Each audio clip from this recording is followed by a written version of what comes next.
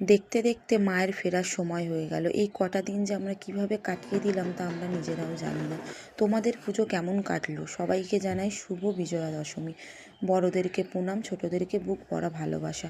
আবারও রইলাম 365 দিনের অপেক্ষায়। দেখতে দেখতে কীভাবে হাসি কান্নায়, খাওয়া দাওয়ায়, ঘোরাঘুরি মজাতে এই 5টা দিন কেটে গেল। আবারও অপেক্ষায় সব বাঙালিরা রইল 365 দিনের অপেক্ষায়। আমরা চাই মাকে যেমনি বুক ভরা আনন্দ দিয়ে নিয়ে আসি, মাকে যেন সেমনি বুক ভরা আনন্দ দিয়েই বিদায় দিই। নিজের লোকদের সাথে, ফ্যামিলির সাথে এই কটা দিনই তো আমরা সুযোগ পাই আনন্দ করার জন্য, মজা করার জন্য।